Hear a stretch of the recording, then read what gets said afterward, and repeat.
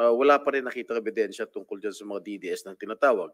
Nung CHR chairman siya, wala rin nangyari sa mga investigation at wala pa rin nakitang ebidensya.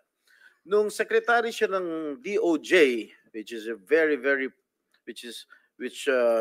very powerful cabinet position, wala po rin siyang mga nakitang ebidensya. At hanggang ngayon, yun pa rin po ang sinasabi niya, wala pa rin gustong mag-testify, wala pa rin siyang kinakasuhan. So I think that is a matter of incompetence, Mr. Chair. I take Thank you. Mr. strong Chair, exception to that, can Your Honor. Okay, to be fair, okay, to be fair. Sige. The chair will be fair. Excuse me, everybody, Mr. President, teka muna. Sige, Hindi ko po yes, nagustuhan. Senator De Lima, sige, Thank you. short short. Hindi ko sige, po response. nagustuhan yung ganung conclusion na Okay. wala akong ginawa Hmm. o that incompetent. Malayo pong description sa akin yan. I always do my job. Depende sa mga circumstances. Depende rin sa kung ano talaga yung makakalap. And hindi ho tama na nung Senate inquiry. Kasi nandun po si Matubato. Present ko nga po. Pero after I presented him, inalis na po ako as Senate chairperson. Now, ano yung tungkol sa safest city?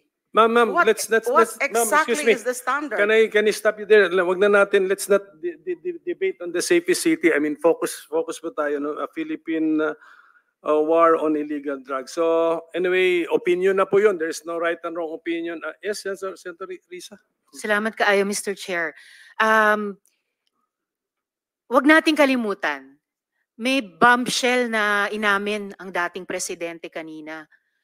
Sinimulan niyang i-implicate, ilaglag yung mga ilan sa mga dating PNP officials natin na involved daw sa Davao Death Squad noon. Pero sila mismo, sinabi nila na may death squad sila. Siya. Bagamat hindi daw pulis, may death squad siya. Yun yung iniimbestigahan nga natin dito, Mr. Chair. Yung war on drugs, yung extrajudicial killings na nangyari nung war on drugs, sinimulang modelo sa Davao noon, tapos iniimbestiga natin kung yun ang ginamit na template o modelo para i-scale up nationwide. So, bombshell yung sinabi po ng dating presidente na meron na silang death squad, anuman ang pangalan yan, police o non-police ba yan, kasi it looks like what we are investigating now, yung ginamit na instrumento para sa war on drugs na nagbunga ng napakaraming extrajudicial killings. You are For the record, Mr. correct, ma'am. Reaction. Tama Thank you, ka talaga. Mr. Chair. Tama ka talaga. So, ganito na lang. Huwag na lang yung pulis. Kawawa yan, wala yung sa experience, Davao. Ako. Imbestigahan niya ako. Set a date for an investigation para sa akin. Ako ang imbestigahan ninyo. At kunin ninyo yung record sa Davao yung namatay. At sabihin ko sa inyo kung wala akong taguin. Alam mo, nag-warning ako, huwag kayong gumawa dito. Kasi gusto ko ang Davao was a very kawawa noon. Alam ninyo sir, alam panahon ng NPA nung hindi pa ako mayor, kita mo ang Davao. Left and right ang hold up, walang makalabas sa bahay. Pati mga pulis takot. Kasi nandyan yung mga NPA, pinapatay sila. Kaya sinabi ko, nag-agyat ako sa bukid, nung na-mayor ako, sabi ko, ayaw ko ng away sa inyo. Pero yung mga pamilya ninyo, nandyan sa syudad natin, yung mga top hunso ng Communist Party, bilangin ninyo sa ilan ang taga Davao. Saan ang pamilya nila? Sa Davao. Kaya umakyat ako sa bukid. Sinabi ko, stop it. Huwag ninyong patayin ang mga pulis ko kasi putang ina yung pamilya ninyo. Yayariin ko yan. Mr. Chair, if I may, dahil matagal na po yung sa NPA, kung maaring mag-follow-up question ako sa dating presidente Go ahead, sa sir. death squad. Mr. Chair, Salamat Go ahead, kaayo, Senator Mr. Risa. Chair. Kanina sinabi nyo there were 7 people dun sa inyong self-described death squad. Ano po yung mga pangalan nila at paki-describe yung structure ng organization na sinet up nyo, yung death squad na iyon? Yung death squad ko, ang death squad ko, ma'am, is, of course, it is organized.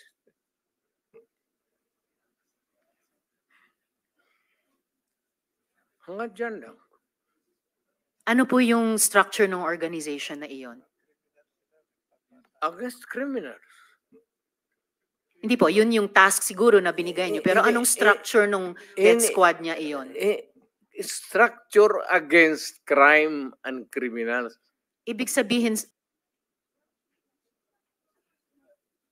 Mukhang patay naman sila lahat, ma'am. it's okay sir, ano pong mga pangalan nila? You know, when I was mayor, it's about 43. I am now 73. For the life of me, I cannot remember the name.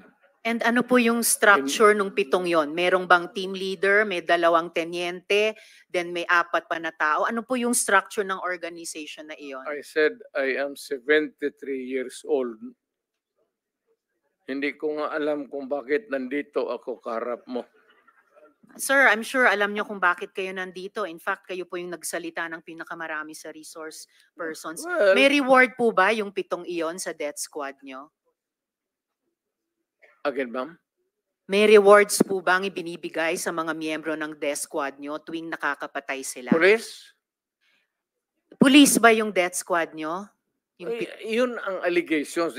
Hindi po, yung sinabi nyo kanina. Huwag tayong lumabas dyan. Hindi po ako lumalabas. May ibang lumalabas. O, Yung dito sinabi tayo po ninyong ang death squad, pinag-usapan may dito, rewards po ba is yun? centered sa police na sinasabi na binabayaran. No sir, pina-follow up ko yung sinabi ninyo. Ay, yung civilian? Unprompted. So, kung civilian yon, yung sinabi nyo na death squad nyo na 7 tao, may rewards po ba yung 7 taong iyon kapag nakakapatay sila? Ay, hindi ma'am, mayayaman yung mga, maraming gago na mayayaman sa Davao. Hindi Ano mo pong kaya- connection ng mayayaman sa Davao? Gusto dun sa pumatay miyembro ng ng mga death kriminal. squad? Because Ibig they sabihin- want their city to be safe. Nagbibigay sila, yung Because mayayaman, they ng want rewards sa business to death thrive. squad? Yes sir, bago po yan. Oh. Sinasabi nyo ba na yung mayayaman sa Davao nagbayad sa death squad para pumatay? No, hindi ma'am. Si Sila Colonel mismo. Makasait po ba kasama sa death squad na iyon? Sino? Colonel Makasait, kasama po ba sa death squad na iyon? Colonel Makasait? Ma'am, alam mo sa totoo lang, mahabang istorya to. It's okay sir, maikli lang sana Pero kung ang sagot. problema, ma'am, patay na yung tao. Si Colonel Makasait ay patay na. Ayaw kung marami. May- Police officer in the police department. Pero patay na yung tao. Okay sir, may Huwag mo rewards akong po ba sila? tanungin kung anong history yung tao na yan, patay na. Okay, may rewards po ba sila, yung mga miyembro ng death squad nyo? Sino? Ako? Magbigay? Yung 7 miyembro, kung sino man ang nagbigay, may rewards ba sila kapag pumapatay sila? Walang reward, ma'am. Kung Walang police rewards. yan. Lalo Hindi na ho. police. Bakit Wag- ako magbigay ng reward sa mga... Paiba-iba, hindi po. Trabaho Paiba-iba po nila yung yan. sinasagot nyo eh. Hindi ko tinatanong yung mga pulis. Tinatanong ko po yung mga miyembro ng death squad nyo. Ah. Binabayaran ba sila kapag nakakapatay sila? Wala. Wala. Okay. So, libre lang yung May I remind the pagpatay. Senator, this is just an intervention. Yeah, I'm sorry. We have to I follow, apologize, we have Mr. to Chair. follow the Yes, order. I Yes, please, submit, please. Mr. Okay. Chair. The time for Senator Estrada has expired. Senator Villanueva for just an Chairman, yes, interjection. Mr. Chair. Mr. Chairman, I've been here for more than 4 hours, and according to the ground rules set by the chairperson himself, we will be staying here only until 4 in the afternoon. So The we latest. we only have about 38 minutes, and I'm the only senator who did not make any opening statement. And Just to expedite the deliberation, Mr. Chairman, may I just be allowed to move that my opening statement be inserted into the records? Comsec, please. Please for- accommodate yes, Senator Yes, Villanueva. Mr. Chairman, and let me just state for the record, Mr. Chairman, our consistency in this particular issue, Mr. Chairman. Since time immemorial, we have been very keen and very serious in our intention to address the problem of illegal drugs. And that is why war on drugs per se is a very noble intention, worthy, Mr. President, Mr. Chairman, of our support, yung war on drugs. Importante lang talaga nakikita natin yung tamang implementasyon at makita din natin, Mr. President, yung root cause of the problem. And that's the main reason why we are all here today. And partly, Mr. President, may I just put also into the record the importance of emphasizing the need to build the capacity of our law enforcement agencies. And I have been consistent with that since 2016, Mr. President, when I became a member of this August Chamber, for our enforcement agencies to uphold human rights as a core part of their operations and training. And number two, we have been pushing for independent and impartial internal affairs service to thoroughly investigate police misconduct and prevent further brutality. And last but not the least, Mr. President, that I'd like to raise and put into the records is that there have been so many articles and positions that I have been espousing, and we have been calling the government since the day I became a public official, Mr. President. We've been urging our government to view drug or substance abuse to the lens of social justice and public health. Ito po'y base sa mga datos na nakuha natin na talagang isa sa pangunahing dahilan sa paglulong ng ating mga kababayan sa paggamit ng droga ay ang kahirapan po sa buhay. So I would just like to put that on record. If you would allow me, Mr. President, and I think next in line is Senator Bato de la Rosa, who is also having a reservation that this presentation would be your vice chair for today's hearing, Mr. Chairman. May I just ask one question, Mr. President? If Yes, I will use your my chairman's colleague- discretion. Ask your question. Yes, Mr. President. Thank you very much. We are very honored that our former president is here with us, sir. Thank you for being here with us. And I just noticed yung pong sinabi niyo po kanina, and I'm humbled and grateful na binanggit po ninyo, Mr. President, kanina na yung programa and war on drugs hindi naman perpekto at sinabi niyo po na meron ding mga kakulangan at pagkakamali. May we know, just one question, Mr. President.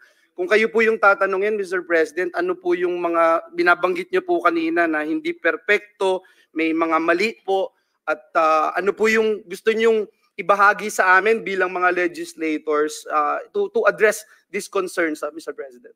Thank you. Sir, hindi tayo nakulang sa batas. Kumpleto tayo. I've been once upon a time also a congressman, prosecutor, fiscal, lahat na.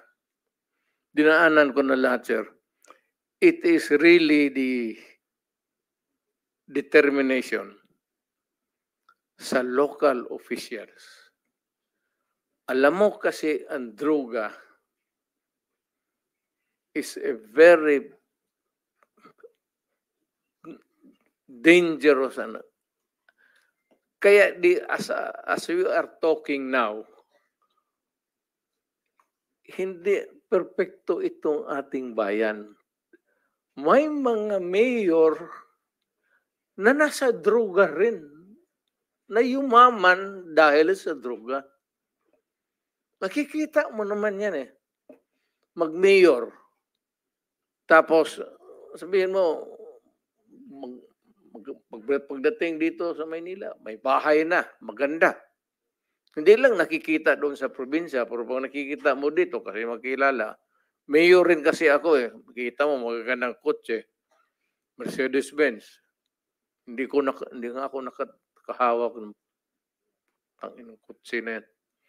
makikita mo, sir, may problema tayo sa droga. Alam mo kasi ang droga, pera.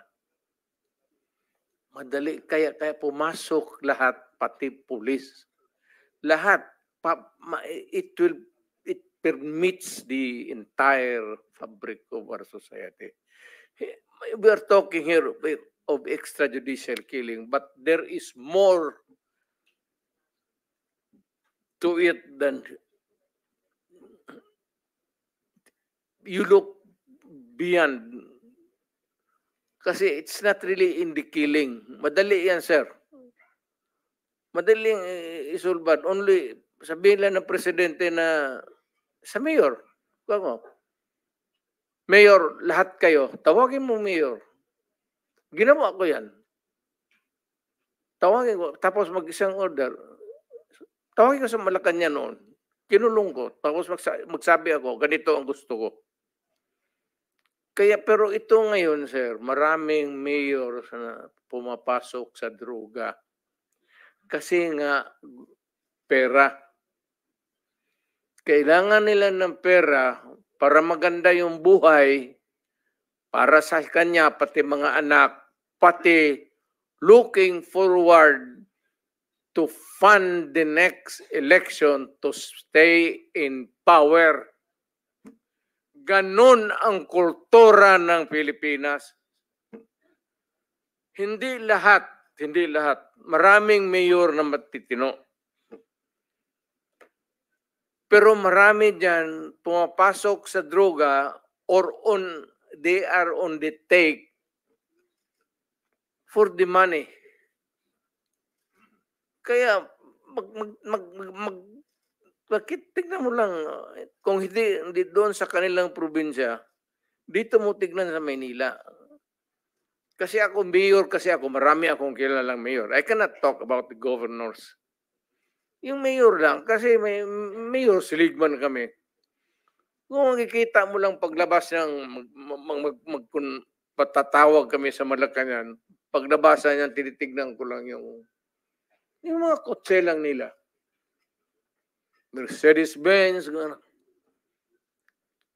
Hindi naman ako nagmilit, pero ako, sorry, Joseph. Thank you, Mr. President. Mr. President, yung binanggit niyo po, no, hindi ho perpekto, may mali, at ang una hong pumapasok sa isip niyo na mali ay yung binanggit niyo po, determination from the LGU side, Mr. President. Yes. And when you say determination from the LGU side, sila po ba kasama ho dito yung implementasyon ng nais niyong polisiya para durugin yung pong at i-address at linisin yung mga drug syndicates, Mr. President? Sir, depende po sa karakter ng mayor.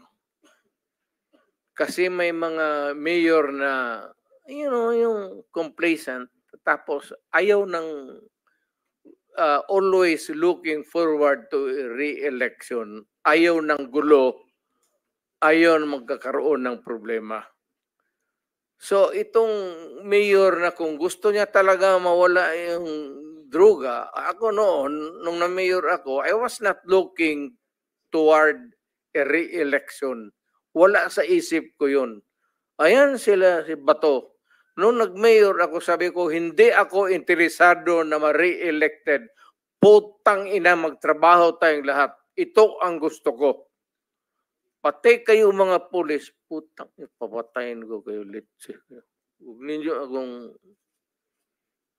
Kasi pagka-mayor ka na, magpa-ano-ano ka lang, pa-lutay-lutay ka lang, wala mangyari sa Pilipinas, maniwala ka. Lalo na yung mga mayors na pumapasok sa droga, yan ang dapat unahin patayin. Mr. Chair. Thank you, Mr. President. So what I'm getting, Mr. President, is that yung imperfection noong ating programa na War on Drugs, nakabase po doon sa ilang mga local government units na wala ho talagang totoong political will para labanan ito, dahil binabanggit nyo nga po, marami or may ilan sa mga LGUs ang pananaw ay ma-re-elect lang. Re-election. Hindi talaga durugin at Ayaw magkaroon ng problema sa re-election niya. Yung iba naman, takot. Lalo na sa probinsya. Lalo na yung nagninegosyo ng droga, may mga baril, tapos may tao. Mr. Chair, with the permission of Senator Villanueva, quick interjection. Yes, Senator Ontiveros is recognized. Salamat kay Mr. Chair. Salamat, Senator Villanueva. Just to make of record na sinabi ng dating presidente na yung mga mayor na suspected na involved sa drugs dapat patayin. That is not an acceptable statement ng isang naging presidente tungkol sa mga naging kasama niyang nagtatrabaho sa gobyerno ng mga mayors. For everyone, whether mayor, whether maliit na drug suspect, kahit pa yung mga high-value targets, may due process. And the president of all, dapat ang nag-uphold niyan. So unacceptable po sabihin na ang mga mayor na drug suspect ay dapat patayin. For the record, Mr. Okay, Chair. ma'am. Ganito yan. Mabutit dumating ako dito. Pasalamat talaga ako para lumabas, ilabas na lang natin yung totoo. Alam mo, pagka mayor, pagka sindikato, hindi mo matanggal yan. Hindi mo basta-basta matanggal yan. And they are there, so many stories abound. Hindi na ako kailangan magbigay ng example sa inyo. Dito sa Maynila, mga mayors, pera. It's always money, money, money, money. Kaya pagka nandyan, either they are in cahoots with the law enforcers or yung ibang mayor takot. Yung sa probinsya, kung magka-mayor ka, kaya wag kayo, may nakikinig ngayon, wag kayo magpili ng mayor na pitsugin. Kasi wala talagang mangyari. Pagka mayroong mga sindikato, ex-policemen, ex-soldiers na may baril, tapos takot kang mamatay, walang mangyari sa siyudad mo. You have to, maraming problema na nakatago, ma'am, na hindi natin nakikita. Nasa undercurrent yan. Hindi natin nakikita yan. Sino po ba yung mga yon? Hindi, all over. Mayors. All over. Hindi ko masabi. Just for the record again, Mr. Chair, and with thanks to Senator Villanueva, unacceptable na sabihin ng isang dating presidente or kung sinabi ninyo noon nung presidente kayo na ang sino mang suspect, maliit man, malaki, mayor na suspect sa drugs ay dapat patayin kasi may due process po. Salamat kayo, Mr. Chair. Salamat, Senator Villanueva. Yan, Mr. Chair? yan that is my stand. If you do not agree with me, I'm sorry. But I'm dealing with a serious problem of my country. Hindi mo madala sa pakiusap yan. Sabihin mo, putang ina, huminto kapag hindi, tutudasin kita. Yun ang, lalo ng pulis. Putang ina itong mga pulis. Pagka pumasok yung pulis sa doon, hindi mo sabi, hoy pulis, huminto ka. Puntahan mo yung pulis, sabihin mo, mga pulis, kung mga tao na harapin ko, o let us be, labas na lang natin yung, pati yung lengguwahe. Pero Mr. Chair, forgive me for Hindi, interrupting. Speaking of patapusin mo muna lengguwahe, ako. sorry sir, Mr. Chair, baka maaring ang resource person tumigil magmura kasi bahay natin itong Senado eh. Salamat kaayo, Thank Mr. you, Chair. thank you. Hindi tayo Mr. President, magkaintindihan Mr. dyan. President, sir, excuse me, sir. I am relating a conversation. I am, hindi Yes, ako nagmumura. Mr. President, okay. Sinasabi ko yan kung ano ang sinasabi ko doon sa Correct. tao. Klaro na po yun, Mr. President, na when you relate to the police officers, may kasamang mura. Pero okay na, klaro na po yun. Pwede na nating hindi ulit-ulitin, Mr. President. Hindi lang, Kung pwede sabihin ko lang. na kaya, papatayin kita. Hindi lang ako magmumuno sa... Okay. Iwasan lang po. We try our best na iwasan na po. Anyway, naintindihan po Wow, namin. Sige. Thank you, Mr. Chairman. Just Ah. one last because Okay, sige. Yes. I sincerely appreciate, Mr. President, yung binanggit ng ating dating Pangulong Duterte na hindi perpekto, maraming mali, and binanggit po niya yung kamalian na nag-stem from the local government units, at binanggit po ng ating dating Pangulo na pati pulis may pagkakamali din. And I think it happened, ito hong nakita natin noong August 16, 2017, yung kay Kian De Los Santos. Mr. President, I was the one who first called for the investigation and filed the resolution here in the Senate about what happened doon sa Caloocan. And ang nangyari nga po dito, 3 policemen, si Juarez, Pereda, and Cruz were found guilty of murder. They are sentenced to reclusion perpetua, imprisonment of up to 40 years. Ganon din po yung nangyari kay Carl and Kulot de Guzman, neighbors from Cainta, Rizal. Ganon din po, no, si former PO1 Jeffrey Perez was convicted by reclusion perpetua. Ito ba, Mr. President, yung binabanggit nyo na involved din minsan yung pulis?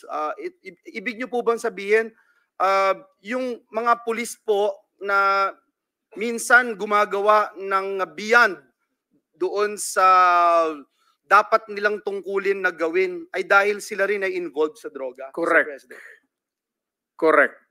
Alam mo kasi, ang pulis, hindi na papatay lang kung baski sino lang diyang sibilyan. Bakit sila maghanap ng sakit ng ulo? Kaya yung mga pulis na nandyan sa... Itong mga pulis ngayon kikinig na sa atin, mabutit alam nila. Kayong mga pulis na nasa droga sa sindikato, kayo ang dapat talagang... Kaya, maswerte, kaya bigyan pa ako ng pagkakataon maging presidente, uubusin ko talaga kayo. Tangina. Bullshit ko. Thank you, Mr. President. Look, ganito kasi, you know, pag hindi ko kasi ginawa yung ginawa ko sa Davao, isasakripisyo ko yung mga bata at isasakripisyo ko yung mga tao and yung pag-progress ng syudad. If I allow the criminals noon, kidnapping dito, kidnapping doon, druga dito, druga noon, magulo ang syudad. Yun ang sitwasyon. Nung pumasok ako ng mayor, nag-warning ako. At ang warning ko talaga ganito, wag mong gawin yan kasi papatayin kita. So, ang Davao ngayon, maganda na, tapos naman sila lahat, napatay naman, wala naman siguro maragdag. Kung may gusto, sige. Alam mo, it's a matter of yung iyong karakter, iyo yan. Yung karakter ko akin. Yung views mo sa buhay, iyo yan. Yung views ko sa buhay yan. Yung political agenda mo, iyo yan. Meron akong political agenda. Kanya-kanya tayong filosofiya pagtingin sa buhay. Kaya, na-timingan mo lang na kung ako ganito ang utak ko, yung masasamang tao, pasensya. But foremost is really, I protect the innocent at saka yung taong bayan. Mr. President. Thank you, Mr. President. Thank you. Mr. President, nabanggit mo kanina na Metro Manila mayors and then siguro mga highly urbanized cities yan. I'm sure in the other places of the country na highly urbanized cities na involved sa droga. When you were president, siyempre yung disciplinary action pwedeng ma-initiate sa office mo. So, did we use the disciplinary provisions in the local government code to discipline the mayors of the highly urbanized cities under the office of Sir, the president? mahirap, sir. Mahirap talaga, sir, because una, matatakot talaga ang mayor. especially dito sa Maynila. Puro sindikato dito. Kasali na ang pulis, sundalo, kriminal. Ang problema dito sa Maynila, sir, hindi mo malaman kung sino ang kalaban mo. Baka sabihin mo lang kriminal, sindikato, hindi mo alam pati pulis. Yung mga pulis, alam nila yan. Ito mga pulis nandito, yung mga pulis, alam nila yan. Na may mga tao sila na ganun. Ang problema, hindi nila basta-basta mapaalis. Siguro, isolate nila, assign nila ng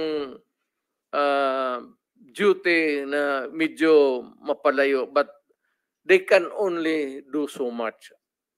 Pero paglabas ng opisina yan, sir, may baril, may authority, and they come into contact with criminals, yun ang problema ng bayan. Mr. President, did we use the disciplinary power or authority of the Office of the President over these highly urbanized city local government officials during your term as 6 years? Did you use it? Mahirap, sir, yung kung mayor. Yes, Mayor. Against a mayor. Mahirap because yung word na due process, sir, yun talaga ang I am not trying to belittle the democratic principles of our country. Pero yung due process, sir, yun ang pinakamahirap. Pagka pinailan mo ng kaso due process, it would take years. At kung may abogado yan, sir, matapos na lang ang termino ng animal, wala mangyari. Kaya, hindi naman ako nagyayabang. Lahat naman tayo may init sa ulo eh. Pero pag mayor ka, kung sabihin mo, si Mayor Duterte, ilang termino na yan, love siya ng tao. Sinasabi, hindi ko kailangan ang love ninyo. You just obey the law. Huwag na yung love ninyo, hindi ko kailangan yan. Marami akong love sa labas. Naglalove. Ang problema dito, sir, is when you are a mayor, dito na lang tayo sa mayor, pag hindi takot ang tao sa iyo, kung sabihin mo lang, wag yan kasi por respeto si mayor. Respect is not enough. Dito sa Pilipinas, kung sabihin mo, wag natin gawin yan por respeto kay mayor. Ibang klaseng tao yan, sir. Medyo yung mga lasing-lasing siguro, paputok-putok, yung malasing, bang-bang-bang. Huwag mong gawin yan kasi nakakaya kay mayor. Pero iba yung kriminal, sir. Yung mga kriminal, hindi yan. Thank you, Mr. President. Can I take advantage of the presence of the CHI Chairman, Attorney Palpalatok? And thank you for attending us. Very short notice. Sa umaga lang namin siya naimbita. Can you tell us briefly, ano ginagawa ng CHR? Kasi merong unfinished business ang former chairman ninyo. Kanina sinabi niya ni Senator Laila de Lima. Can you tell us briefly what are you doing on the complaints or grievances against the Philippine war on illegal drugs? And maybe, siyempre, I'm sure mahaluan mo ng konting overlaps, EJK dyan. Yes, go ahead, Chairman. Thank you, Mr. Chair. Good afternoon po. Regarding po dun sa DDS investigation conducted by then Chairperson Laila de Lima, yun po ay natapos ng 4th Commission under Chairperson Eta Rosales. Katulad po na nabanggit ni Madam Chair, nagkaroon ho ng endorsement sa Ombudsman for the determination of filing of administrative and criminal cases. Regarding the drug war, yun pong 5th Commission under the then Chairperson Chito Gascon conducted investigations on killings in relation to the drug war. Meron hong nailabas na report during that time. Ito po yung report on investigated killings in relation to the anti-illegal drug campaign. Nailabas po ito noong April 2022. Subalit, ito hong report na ito is not on the determination on accountability. It's more on policy recommendations to different agencies of the government. Pero tinignan po kung meron hong paglabag sa karapatang pantao. And ang conclusion po dun sa report na yon is there is a violation of human rights, particularly right to life, and it's the failure of the state to address the problem. Wala pong dun sa report pong yon, wala hong determination kung sino accountable. That's why ito hong aming commission ngayon, the 6th commission, formed a task force para kung tignan ulit yung mga kasong inimbestigahan ng komisyon and to determine ang accountability naman kung sino ho yung dapat managot doon sa mga pagpatay. So ang naging problema ho kasi ng komisyon dito ay yung pong mga kapulisan, they refuse cooperation with the Commission on Human Rights. Ayaw ho nilang bigyan ng dokumento ang komisyon. At dahil ho dito, naging problema ng komisyon ng pag-conduct ng investigation, hindi ho namin matapos. And sa ngayon, because of these congressional inquiries, umaasa ho kami na makakakuha kami ng mga bagong ebidensya at finally, ma-close ho namin itong investigation na ito. Mr. Chairman, if I just clarify. So work closely with us kung ganun. And then bigyan niyo kami ng inputs. Ano yung mga information na gusto ninyo palang makalap namin? Mr. Chairman. Saka, Yes, Your Honor. Ang isa pong pinaka-importante po siguro sa amin in relation to our investigation, yun pong directive from the Philippine National Police preventing the sharing of information to the Commission on Human Rights on the basis of Executive Order Number 2. Yun pong Date what? exceptions. Dated what? EO number 2 dated para ma-situate natin kailan in-issue yan. It was issued during the time of former President Duterte, Your Honor. Kaya anong month yan? Basta 2016 to 2022 yan. EO number 2. Yes, Sige, Your go ahead. So, yun po yung naging problema kasi yung police po nung nag-iimbestiga ang komisyon, pumupunta ho sa different police stations kung saan merong nangyaring pagpatay at humihingi kami ng mga investigation reports, spot reports, kung anong mga ebidensya available sa police. Hindi ho sila nagbibigay. At iba-iba ho yung dahilan. Isa hong dahilan yung EO2.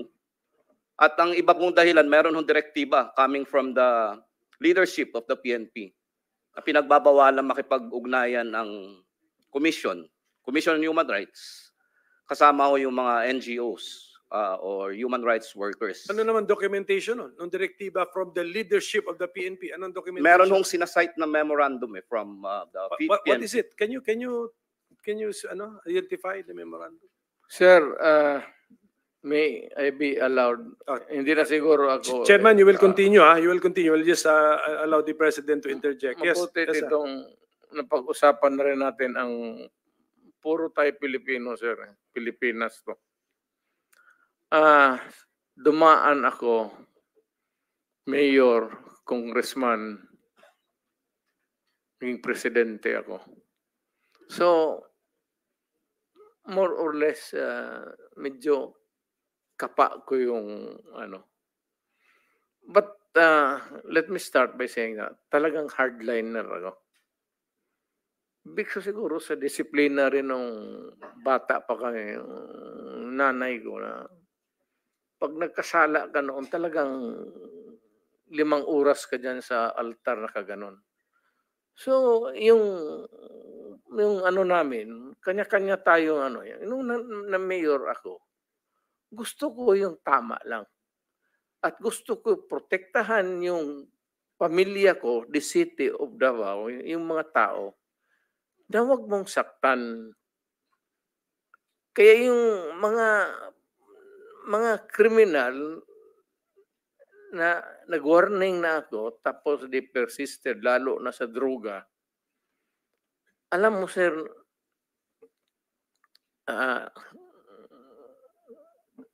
Yes, Mr. Chair, in the interest of time, with all due respect, pwede po bang matanong yung follow-up question sa CHR?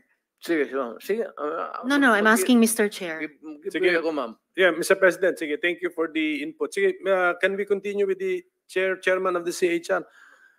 Sabi mo, may direct, in addition to EO number 2, ang na-encounter ninyo mga problema, may directive from the PNP leadership. Can we give the documentation? Which one? Ang isa ho yung memorandum, a memorandum dated July 28, 2017. Isinite po ito ng Internal Affairs Service ng Philippine National Police sa pag-deny ng aming request and subpoena for documents.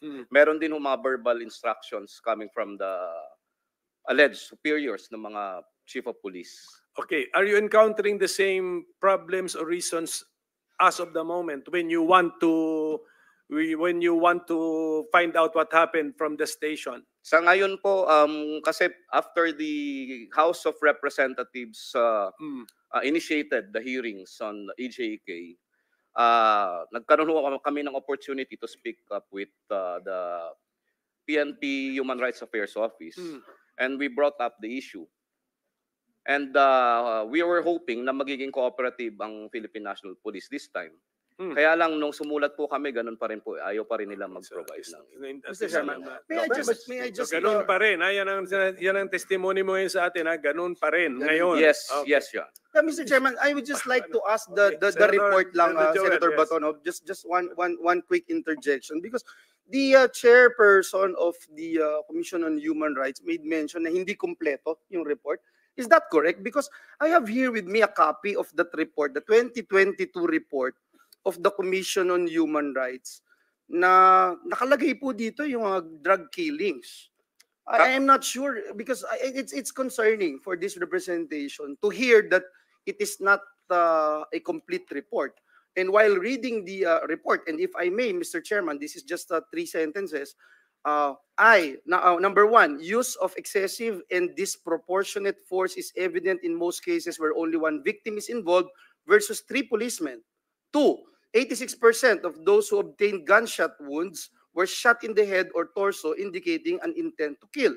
And 3, in at least 59 incidents, witnesses argue that the police engaged in violent conduct and or employed disproportionate and excessive force, including A, forcefully barging in the house, B, physical abuse of victim before being killed, C, threatening witnesses, D, dragging away of victims from the place of incident before being killed, etc. I just wanted to find out, Mr. President, ito ba, report talaga nila to? Ito ba kumpleto? At ngayon narinig ko, hindi kumpleto. Then, why are we getting these reports, Mr. President?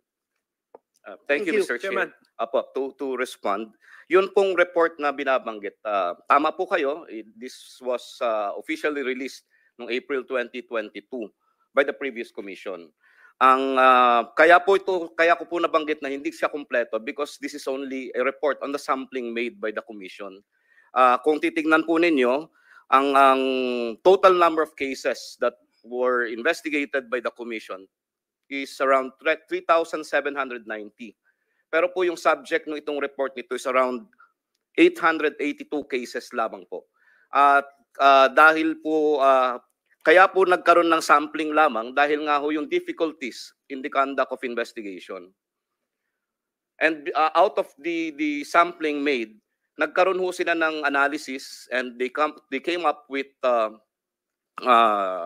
findings and recommendations.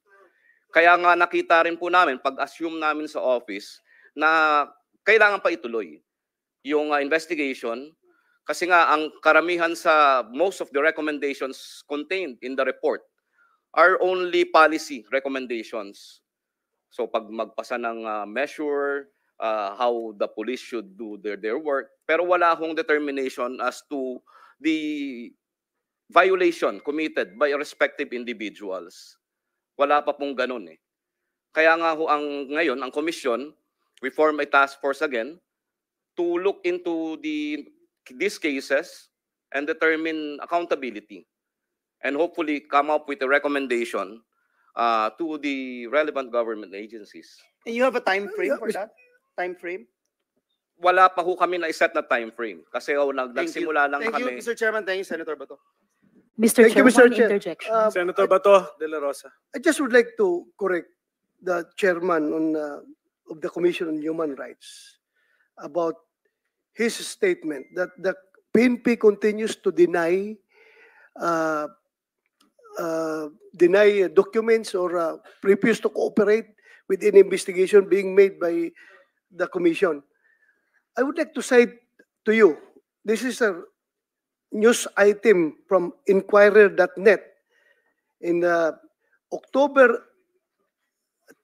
August 29, 2017. Ito alam ko, Inquirer.net is galit na galit dito sa war on drugs eh. Pero sabi, for the benefit of this committee, I would like to read. Ang headline is PNP agrees to CHR request for documents on drug war deaths. Philippine National Police Chief Director General Ronald Bato de la Rosa met with Commission on Human Rights Chairman Chito Gascon, the late Chito Gascon. May his soul rest in peace. On Tuesday at Camp Crame for a dialogue on human rights and the war on drugs. In a press briefing after the meeting that went for about an hour, Gascon said they requested for the case folders of deaths involving police and the war on drugs that are under investigation, as well as the status of persons arrested still in jail. Gascon later told reporters in an ambush interview that the PNP agreed to make available the case folders involving deaths from illegal drugs starting May 10, 2016. So, nung ako pa ay Chief PNP, I was cooperating with the CHR. And pumunta pa nga si Chairman Gascon doon sa opisina ko at hiningi yung mga folder and we cooperated with them. Bakit yung report nyo ngayon ay sinasabi nyo hindi nag-cooperate ang PNP? Mr. Chair, hindi naman po lahat ng request ng komisyon. Kaya nga ho sabi ko, isa sa mga naging problema sa investigasyon ay yung non-cooperation ng police. May mga pagkakataon na nagbibigay at mayroong pagkakataon na hindi talaga nagbibigay.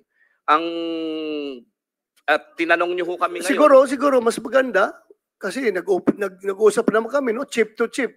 Chief PNP, chairman ng CHR, nag-uusap naman kami. Kung may kailangan kayo, punta kayo sa Krame. Baka yung reklamo niyo punta sa mga station, baka yung mga tao doon sa station medyo mamaya na sir, hindi kami pwede magbigay kung walang clearance sa aming station commander. Parang gano'n siguro sinasabi sa inyo. Dapat nag-usap naman kami sa taas. Doon na kayo sa amin doon na sa taas kayo maghingi, and the higher headquarters of PNP will direct the police station to provide the needed documents. Ang problema po natin na hindi ho ganyan ang trabaho ng komisyon eh. Kasi kapag ang nangyari ho ang isang insidente, halimbawa sa isang lugar, sa probinsya, hindi naman ho, ang tao ho namin direktang pupunta agad do sa lugar eh, at makikipag-ugnayan sa mga relevant agencies, mga testigo at kung sino pang makakatulong sa investigasyon. Kung ang gagawin ho namin ay makikipag-ugnayan agad muna kami sa central office sa Krame, mahaba ho yung panahon. Kung No, mas madali yun. You are wrong. You are wrong with your assumption. Mas madali yun kung direkta kayo sa Chief PNP. Ang Chief PNP, anong police station? Iloilo City Police Station? Okay. Iloilo. Kailangan na si Sir yung report niyan. Mas mabilis yun. Kaysa kung direkta ka doon, tapos wala doon ang Chief of Police, sabihin ng officer on case. Yung investigator on case, sir, pasensya na sir, hihingi mo na ako ng clearance dahil yung HP namin nandoon sa Krame, hindi ko makahingi ng clearance. Mas mabilis yun kung pero may usapan na kami. Mr. Chair, ang tanong ko po ay kung bakit ho ang ibang mga police, ibang station nagbibigay at nakikipag-cooperate at bakit ho ang iba ay hindi? Kaya nga for uniform implementation of my guidance to all commanders down the line, dumirekta kayo sa Krame. Dahil no way na hindi nila susundin yung utos ko kung dumaan kayo sa akin. Or for that matter, to the next Chief PNP na kung wala na ako, yung mga succeeding Chief PNP. Kasi may usapan na kami ni Commissioner Chairman Gascon. Have you Ano tried dapat? Mr. Chair? Have you tried lately Sa ngayon po- to coordinate sa taas mismo? Mr. PNP? Chair, yes, Mr. Chair, we wrote a letter to the Chief PNP, particularly pertaining to these cases, the killings in relation to the drug war. And again, they refused. Merong pag-alinlangan to entertain you, to share or to address your need for information. Ang masakit nung kung may nasa site silang basis not to cooperate with you. Yan bang nangyayari sa ground? Ang ginagawa pong basis pa rin is yung EO2 under the list of exceptions. Ang FEO2 po ay EO2 was issued 2016. It pertains to freedom of information na pinasa ng Office of the President before. Can I Chair. request for parang some sort of a memorandum Yes, kung ano yeah. yung na-encounter yung difficulties para organize yung data? Yes, Senator Risa. Salamat kaayo, Mr. Chair. And even while we're waiting for that memo, nakikita ko po sa gallery ang ating PLLO.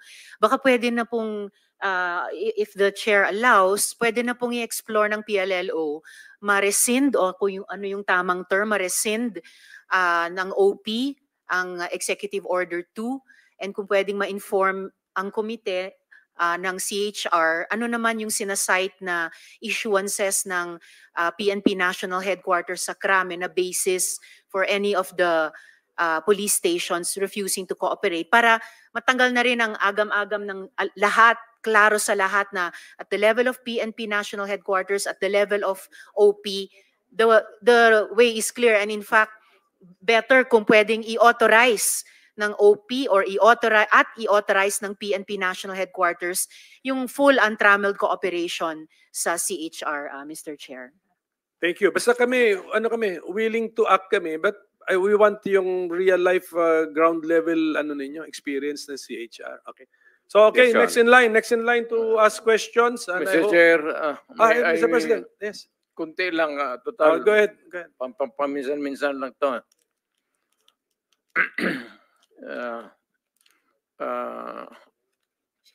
Pardon my strep set to may sore throat ako. So I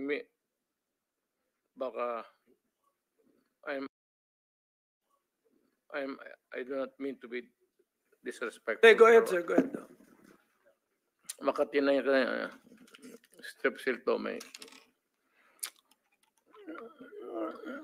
Pakinggan lang ho ninyo ako. Total, tinawag lang naman ninyo ako. Pakinggan ninyo yung kunting kwento ko. The human side. The human side sa misery ng drugs. Alam mo, mayor ako. Halos lahat ng problema ng alam mo, ikaw, alam mo rin. Sa chairman, alam mo yan. Yung may isang nanay pupunta ng Middle East. Yung iba, maswerte. Yung iba naman, malas. But usually, they are treated as slaves. Alam mo yung mga countries na yan, ang pagtingin kasi nila sa mga nagsilbi sa kanila, they are not even treated as servants. Almost ang tratamento nila as slaves. Itong nanay na ito, nagtrabaho ng 4 na taon sa labas. She keeps on remitting money to the family, hoping that yung pera niya, pinapadala niya doon sa asawa niya,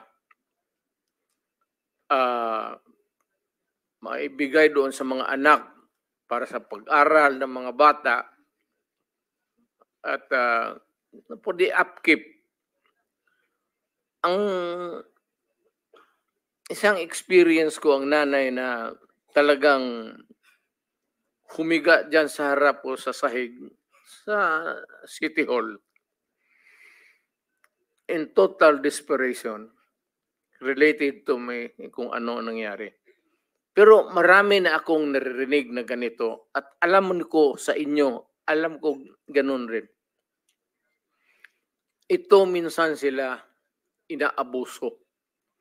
They are treated as slaves. And yet, para lang mabuhay, makapagdala ng pera sa pamilya nila dito sa Pilipinas, para lang mabuhay at makapag-aral ang mga anak nila, they would endure itong mga klaseng abuso, pati na siguro rape. They would just keep silent. Sige sila padala ng pera sa para mga anak nila. After 4 years, itong sabi ko, yung umiyak doon sa City Hall na humiga sa sahig. After 4 years, trabaho, pag-uwi niya, nakita niya ang anak niya. Isang adik na. Hindi natapos ang eskwela, yung padala ng pera niya, yung sakripisyo niya, baliwala. Doon sa droga napunta. Yung pera na pinagpawisan niya, na inabuso siya at treated as slaves doon sa labas ng bayan natin, magpadala lang para lang makapag dito. Pagdating dito, ang mga bata exposed sa drugs. Hindi makapagtapos. Makita niya pagdating, walang katapos, puro drug addict. Yun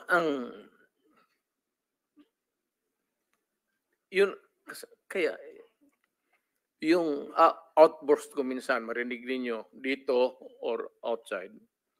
Yun yung rage ko sa droga. Isang nanay, trabaho sa labas, sakripisyo, 3 taon, 4 na taon, padala ng pera. Pagdating dito, pag-uwi, only to find out na yung mga anak niya, mga drug addict, sa droga,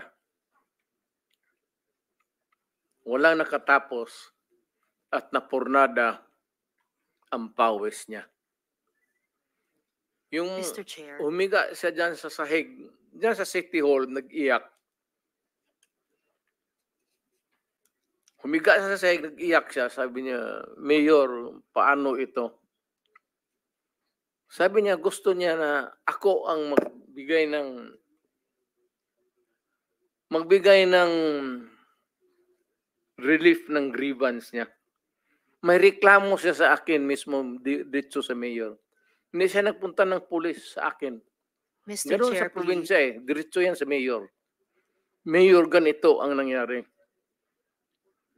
So, ganun ang mga istorya na kaya yan kung bakit ako talaga mainit at nakikinig ang Pilipinas ngayon. Kayong madurugista. Mainit talaga. Ayan yung mga police chief ko. Dumaan yan sila. Koy, pati si Danao, pati si...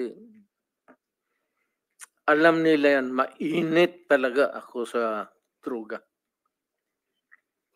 Mainit talaga ako sa droga. Kaya mabutit na lang, wala na akong trabaho ngayon. Kaya yun ang istoryang lumalabas sa Davao na ganon-ganon. Baka totoo yan, Senator. Baka totoo o baka hindi. But I am not prepared to admit anything. Kung ano yung nachichismis, alam mo, hindi machismis yan kung walang nangyari. May nangyari Mr. yan, Chair, please. napapag-usapan yan. kung ano man ang lumabas niyang istorya sa labas ng Davao, kung ano ang nangyari, anong ginawa ko, ipaubaya mo na lang sa ano. Hindi mo naman rin ako makulong kasi you have to produce witnesses and you have to go to trial. At hindi naman ako pwedeng gano'n na lang magpakulong. Pero basta sabi ko, pag nagkapanahon akong uli na magtakbo ako ng mayor, maminos-minos talaga lang, I will do the same thing again and again and again, basta nandyan yung droga. Mr. Chair. Yes, ma'am. Mr. Chair, I believe we've given the proper leeway and respect to the former president. Hindi po ito midnight COVID briefing. And I hope we can stay on track.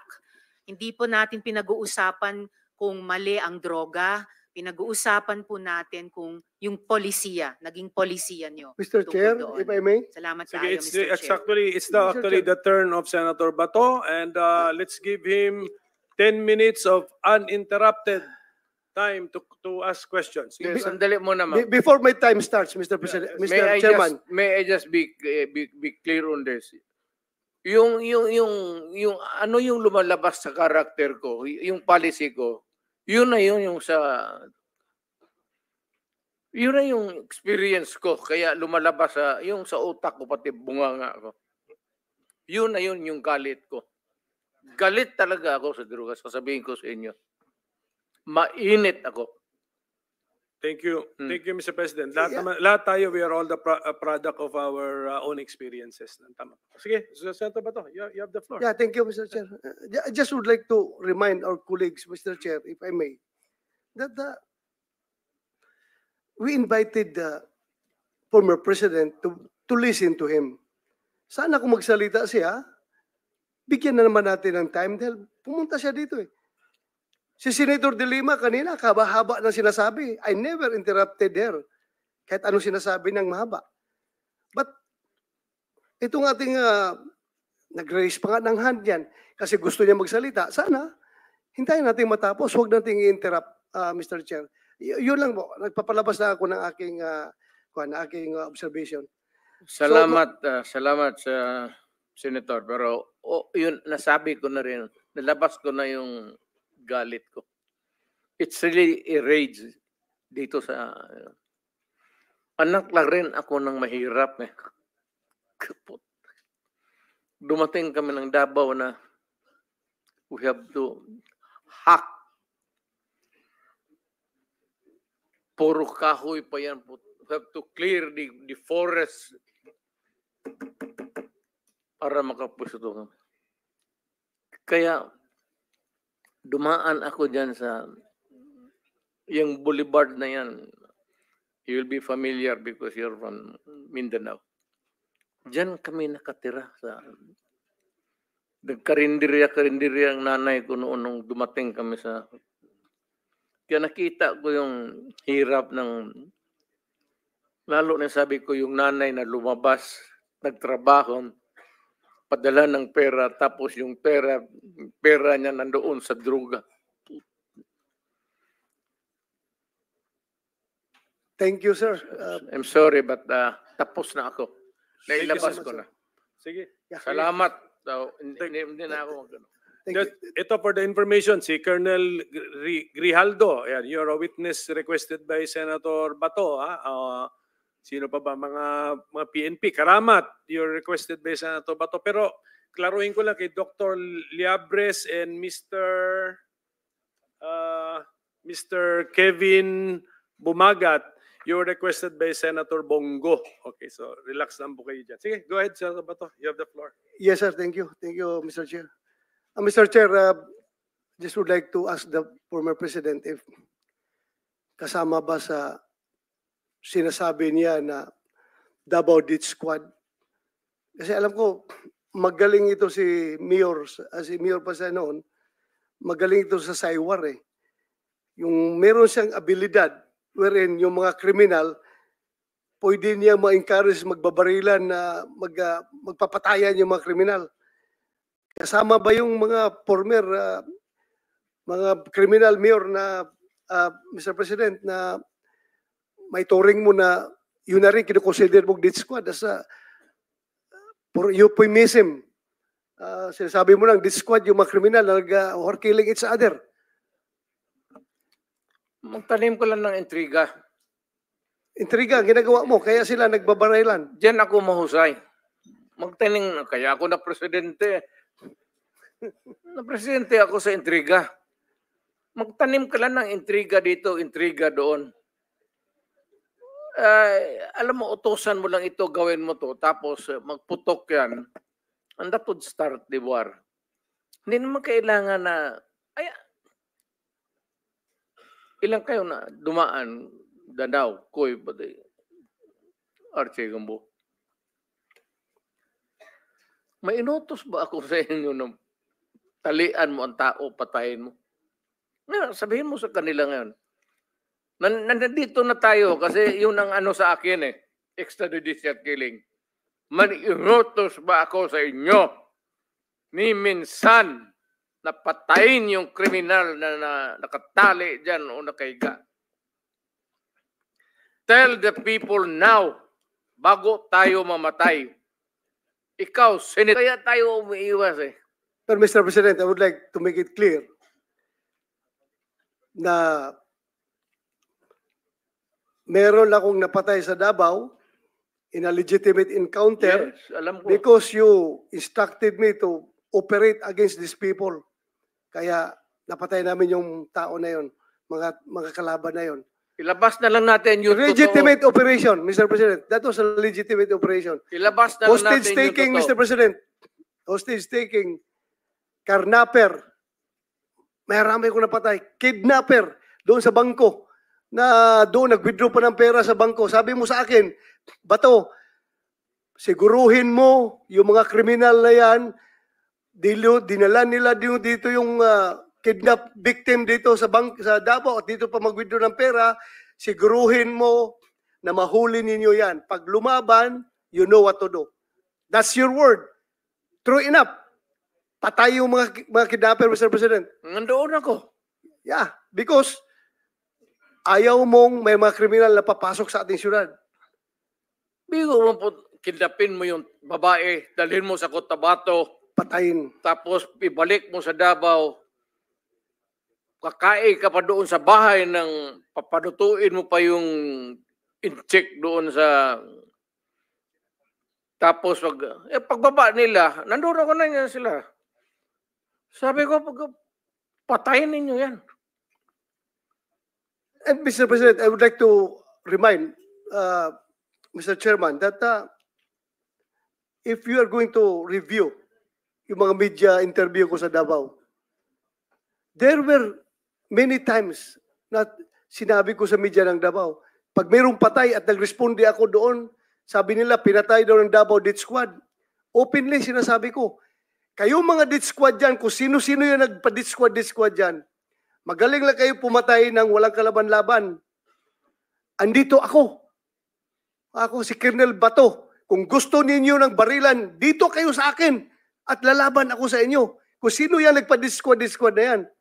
Kaya mali po na sabihin na kami pong mga dating sa Davao na Chief of Police ay membro ng Death Squad.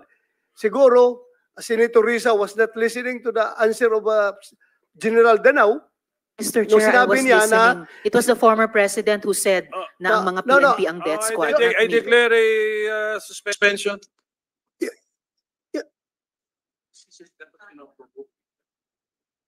Hindi.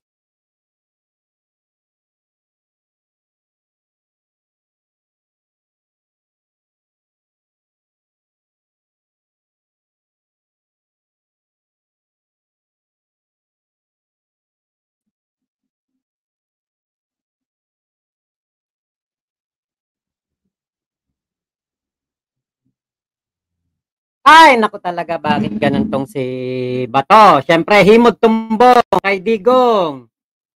Kaya ganyan po ang kanya mga statement. Ayaw na ayaw makokontra. Pansin ko dito kay Bato, Buti na lamang talaga hindi siya ang naging chairman ng committee na ito o yung presiding officer. Thank you for that reminder, Mr. Chairman. Sorry if I made some lapses in my interpellation. Very clear yung Nagiging emotional kasi si Bato kasi guilty. sinabi kay na ni General Danao na yung sinabi ni President Duterte ay he take it as a joke. We know how President Duterte tells stories. Kapag yung sinabi niya na yan, si Bato de la Rosa is a death squad yan. Ako 100% joke talaga yung sinabi niya. And in fact, binawi naman niya afterwards. Sinabi niya na hindi kasama ang pulis sa death squad. So, yun lang po. I just want to set the record straight, Mr. President. Now, Senator Bato, before you continue, to complete yung story mo about this kidnapping na ganon, can you give us the date ng insidente? Baka may marami nakikinig, gusto i-research yung pangyayaring yun. Anong mga panahon yun? Para, just to complete the story. Tanungin ko lang, magtanong mo. Hindi mo na masyado maalala. Di ko makuha yung date. Sige, Sige go lang, ahead, sir. di ko makuha yung date. Go ahead, sir. Go ahead to your next Yeah, point. Okay. I just would like to ask the former president, sir, noong ikaw ay presidente, lahat ng tao sa Pilipinas kinukonsider kang hero dahil sa ginawa mong war on drugs. Lahat ng politician we're singing praises. Hallelujah! Thank you, Mr. President. Meron pa nga mga congressman nagsabi, Mr. President, sana ma-extend ang term ni Pangulong Duterte dahil sa ganda na nangyari sa ating war on drugs. 1.6 million ang nag-surrender in the first 6 months. The crime volume was reduced to 49% during the first 6 months. At ang nahuli, there were around 300,000 na nakakulong sa mga kulungan all over the Philippines. Kaya nagka-problema tayo kung paano natin i-deal yung overcrowding ng ating mga kulungan. Ito, buhay ito ha. Ito mga nakakulong, buhay yan. Dahil hindi nanlaban, hindi lumaban, kaya buhay sila. Around 30,000 nakakulong sa lahat ng mga estasyon. Alam ng Pilipinas yan, Senator. Yes, sir. Sa TV yun eh. Nag-surrender lahat by the thousands. Nakita naman ng buong Pilipinas yan. Kaya nga, ganun karami ang tama ng ating bayan. Tapos kung pagkaganong ka lang, do not do that because that is not good. Do not commit. Kung ganun ang ugali mo, huwag ka nang mag-mayor, huwag ka nang ma-presidente, gago ka. Hindi mo alam kung anong gawin mo. thank you, Mr. President. Presidente ako, ganun, no? Sabi ko, huminto kayo. So ngayon, Mr. President, Kasi dito sa kultura natin, alam mo, the Philippines remain feudal until now. Kaya ang mga tao dito, pag may isang corrupt na mayor, lahat ng mga tauhan niya yan, mga gambling, yung mga collection dyan, yung mga waiting, nandiyan sa gagong yan. Pag corrupt ang mayor, sira talaga. Kaya pag hindi, sa panahon ko, tinawag ko talaga, sabi ko, wag sa panahon ko. Alam ko hindi mo maiwan yan eh. Kasi mukha mo po, yung mukha mo, ilagay mo yung mukha mo dyan sa pera mo, palit mo kay Rizal. Pero wag sa panahon ko, tayo. Thank you, Mr. President. Alam nila yan. Ayan oh, puro chief of police ko yan. Alam nila yan. Ngayon, Mr. President, Mabuti. na nag-imbestiga. Hindi mabuti yan, Senator, Mr. Chairman. Give us enough time so that malaman na rin ng Pilipinas na kung ano talaga ang problema ng Pilipinas. sisirain talaga ang bayan natin. Sigurado. Kawawa ang mga bata. Yan ang problema ko. Nung mayor ako, sabi ko, wag na wag kasi kawawa yung mga bata. Now, Mr. President, ngayon na ikaw ay iniimbestigahan sa war on drugs, where are they now? Yung mga nagsusuporta sa iyo noon sa war on drugs. Hindi natin narinig ngayon. Iniwan ka sa ere. Ano po yung naramdaman mo? Takot. Alam ko kasi yung tao. Yung for the good time lang yan sila. Yung mga crisis kang ganito, wala ka namang kaibigan. Walang sumusuporta. Well, of course, nandito si kaibigan ko, nandito si Mr. Biliga, nandito si Sal. Ngayon dyan sa likod ko. Ilan lang yan. Pero pagka ngayon ang Davao, ngayon, taga-Davao ka man. Taga-Davao kayo lahat. Kayo mga general, dumaan doon. O ano, good time na. Peaceful na. Walang gulo. Walang pickpocket. Pero wala, hanggang dyan lang. Kalimutan na ng tao yan because sa bagay naman trabaho mo yan eh. Tama naman sabihin ng tao na, bakit kami may utang na loob sa iyo? Bayad ka. Trabaho mo yan. Tama yan. In theory, tama yan. Tama sila.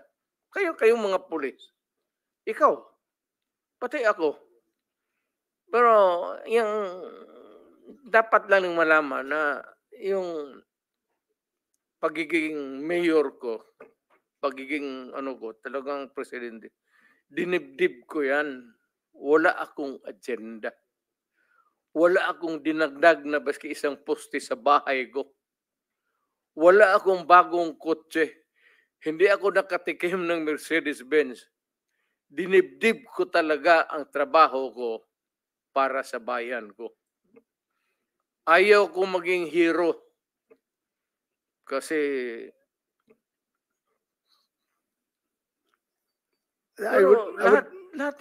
kayong lahat ng mga chief of police dumaan sa Davao. And I would like to take this opportunity with the permission of the chairman that I would like to thank you, Mr. President, for your war on drugs. If there was no war on drugs, there is no Senator Bato. Maraming salamat po doon sa opportunity na binigyan mo sa akin na maging chief PNP at ako'y naging senador ngayon dahil doon sa war on drugs. Maraming salamat. Kung nakikinig yung PNP, pati yung patuloy ninyo yan at magtrabaho kayo ng husto kasi ang droga talagang talamak. Kawawa ang Pilipino anong tawag dyan sa Tagalog? Patapol-tapol. Patamad-tamaran kayo niya. Trabaho kayo ng husto. Alam ninyo na ang droga talamak. Kaya kayong mga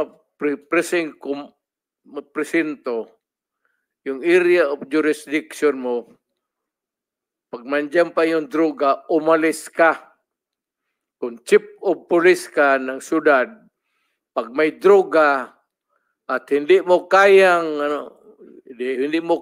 pumatay, takot kang mamatay, putang ina, umalis ka dyan sa trabaho mo. Sorry for the... Thank you, Mr. President. I think, Mr. Chairman, medyo mahaba na yung time ng ating... Yes, alam ko. Gusto na siyang magpahinga. Thank you. If the president can still stay a little longer, okay lang, sir? For a couple more minutes? I am at your disposal, sir. Sige. Ako magsabi ninyo hanggang bukas tayo dito. Okay lang. Wala akong magawa. Actually, dapat Senator Bato, nag-apologize tayo kay President for starting our hearing in the morning. Doon siya nahihirapan actually siguro. In the same manner that I would like to express my apologies, especially to Senator Ontiveros kasi sensitive sa mga ganitong Yung karakter ko ho, gano'n talaga. Baski saan mo ako ilagay, gano'n ka. Even in front of anybody. Gano'n talaga ako. Bastos ako. Walang hiya ako kasi galing ako sa baba. Salamat Class kaayo, three Mr. ako. Chair. Thank you. Hindi ako sensitive. Ayaw ko lang talaga ng bastos. Ayaw ko ng walang hiya. Lalo na pag pinag-uusapan natin Kaya, ng ma'am, seryosong bagay ng war on drugs saka Kaya extrajudicial ako killings. bastos, ma'am. Salamat kaayo, Wala ang Mr. hiya Chair. talaga ako. Yan ang totoo. Siguro, hindi ako dadating itong pagka-presidente kung hindi ako bastos at hindi ako walang hiya. Thank you, Mr. President. I am now, hindi sa lahat, ma'am. Baka sabihin mo, magwalang hiya ako sa inyo. Hindi yan. May kunting edukasyon rin ako. Decency. Yung demeanor ko, yung pinapakita ko sa inyo, yung galit ko, yung rage ko, sa kriminal yan. Dahil nga, naging prosecutor ako, matagal masyado. Ako muna. Professor ako ng Professor ng Police Academy. Thank you, Mr. President. Okay, ako mag-interrupt kay Senator Bato kasi andito naman si Aaron Aquino, General of PIDEA. Thank you, sir. Kahit retired na kayo, ikaw nag-represent sa PIDEA. Pero can I ask you about PIDEA? Konting ano lang kasi metrics yung pinag-usapan namin dito eh. PIDEA is a 22-year-old organization. Mr. Chair, Ang bigay sa inyo, does that mean that I am finished already? hindi pa. Hindi, Okay, thank ano you, lang, thank you. interjection. Kayo, binigay nga sa iyo yung ang basa namin sa law sa anti-drugs, PIDEA, dapat yan i-ano eh. Do you have, naging head kayo eh. For how long were you head of PIDEA? Taon din ba? Taon? Years din? It's 2 years and 2 years. Okay, so you're familiar with PIDEA. yes, sir. Are you in possession or are you the repository of data about drugs? So kunyari, paano kunyari gusto natin sukatin ang success ng Duterte administration's war on drugs? Hawak ng PIDEA ang any metrics na before June 30, 2016 at tapos June 30, 2022. Meron kayong klaseng ganun data? Kung Is it sakaling matrix, Mr. Chair? Huh? Matrix? Are you asking me? metrics data. How much drug we have? Marami sigurong ways to measure the drug problem. Number of users, number of suspected pushers, at what levels, big time, manufacturing, etc. Number of arrests, do we have all of this data with the PIDEA? Yan ang tanong ko. Yes, sir. And I think sa Dangerous Drugs Board din siya may data. DDB. Kasi General ko yung nga pala naman sa DDB. So ganon. Just hindi ko na siguro kayo ipipress sa figures but not you, General Aquino, but the current PIDEA. Are you still with the DDB? Wala na rin, sir. And the current DDB, kunang ko na lang, ang sinasabi nyo sa akin, they should be in possession of the data.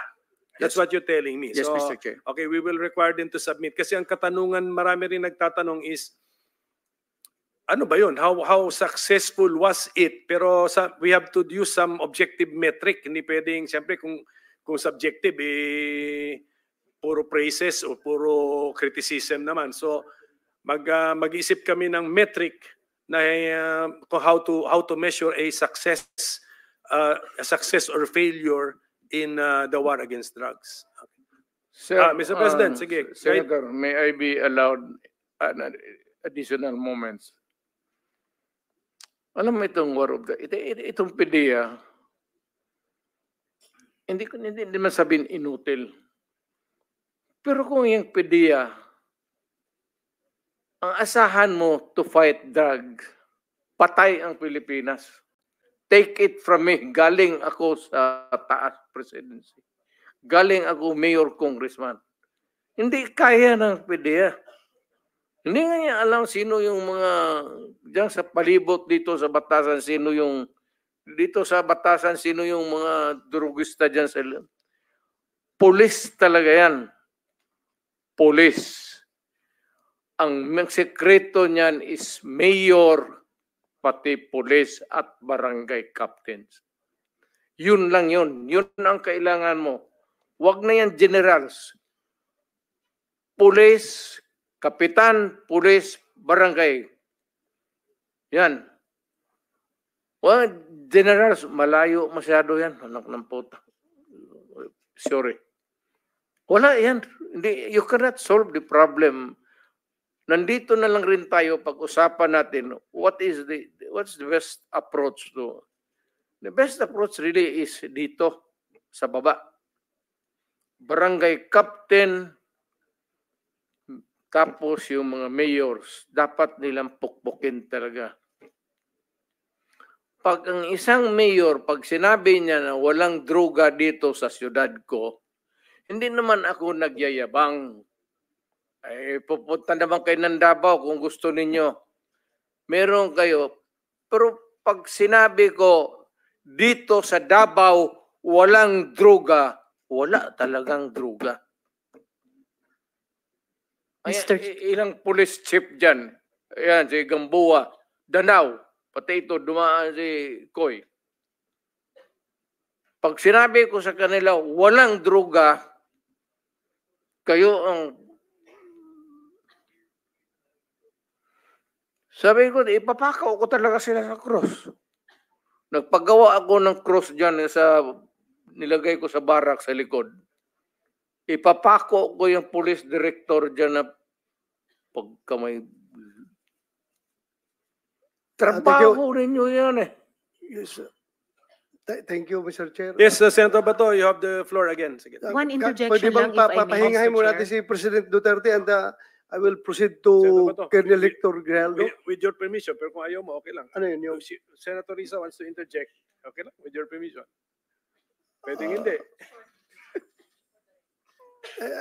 para kanino For the for record the record. only. Okay.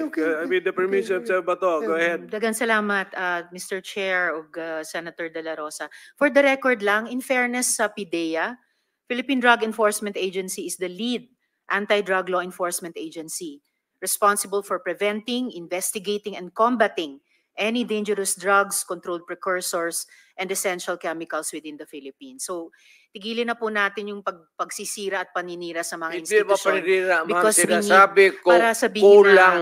Pero may nasabi Hindi rin nila kasalanan. may Ang nasabi PIDEA rin talaga hindi kulang inutil. ng tao, Pero- kulang ng pero organization. I heard the term, Mr. Chair, You have halos to have inutil. Mr. President, tao, pati Well, pondo ng pera. there are ways na i-strengthen ang PIDEA na hindi natin Hindi sinasabing mo dala sa halos istorya yan dito. inutil. actually, okay. No. Excuse me, Mr. Chair. Sige. Miyembro po ako ng committee ito, ng subcommittee at ng Senado. So, I am just making an interjection Yes, in fairness sa PIDEA na isa sa mga importanteng institusyon ng law enforcement natin, particularly in suppressing the supply of drugs. For the record lang, Mr. Chair. Daghang ako- salamat, Mr. Chair o Senator De Sige, La what's the Rosa. opinion of the Ako President? naging- Yes, Mayor, congressman, naging presidente. Ang sinasabi ko dito, wala akong tinatamaan. I'm Sige. just expressing, I said, my experience. Na kung ano talaga ang kulay ng droga dito sa Pilipinas. Baski dito sa Batas. Putang. Baski dyan sa Ligos. Malakas ang droga dito sa Batasan. Kaya kung kailangan mo talaga, kailangan mo ng pulis. Kailangan ng Pilipino, you elect a mayor na magsabi one of the sa program niya, sa agenda niya, drugs. Maghingi siya ng chief of police na who's dedicated at saka yung may character talaga. Pero kung chief of police na gusto lang ng promotion, mag-retire na kayo.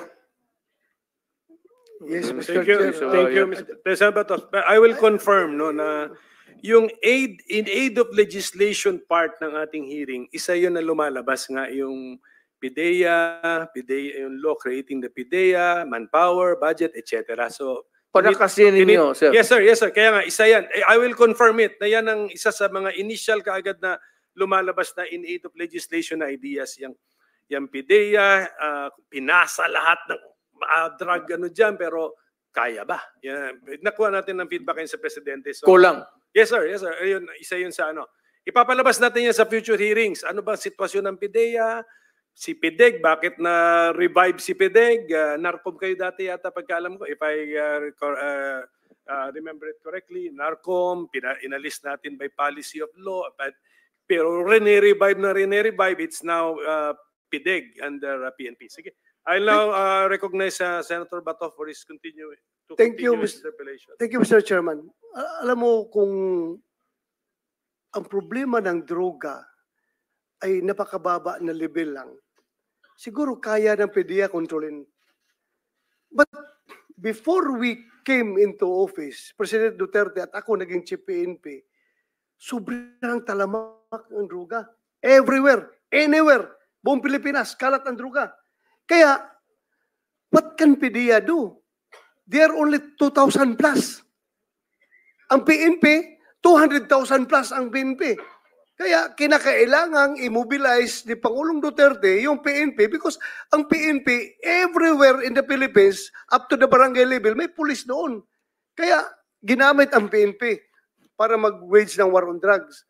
Hindi kaya ng PDEA. Hindi sa sinisiraan ni Pangulong Duterte ang PDEA. Talagang hindi kaya. Hindi kaya. 2,000 plus lang yung PDEA. Tapos yung PNP, 200,000 plus. So you better use the 200,000 plus at alam na alam pa ng mga pulis kasi yung iba nila mismo ay sila pa involved sa droga. Alam na alam nila yung drug personality doon sa area nila. So, yun po ang the rationale behind, Mr. President. So, Ganito kasi, yes, sir. pinatawag ninyo ako dito. Hindi ko kayo pinipilit na maniwala sa akin. Makinig kayo kasi ako galing talaga sa baba. At itong lahat na ito dumaan sa akin. Koy, lahat dyan. Gamboa. Bato. Makinig kayo kasi makinabang ang bayan natin. Hindi ang yabang ko dito, ang bayan ang makinabang natin. Hindi ako nagyayabang. Galit talaga ako sa droga. Kasi sinisira nila ang bayan ko. Ang mahirap dyan, ang mga anak. Yun ang sinasabi ko, lalo na yung mga nanay na nagtrabaho doon sa Middle East, na ni-rape, inaabuso ng putang ina nila. Tapos magpadala ng pera dito para sa pag-aral ng mga bata. Pag-uwi nila after yung sa City Hall, umiyak dyan sa harap ko, nagligid-ligid, ano bang tigid-ligid sa Tagalog? Gulong-gulong dyan sa harap.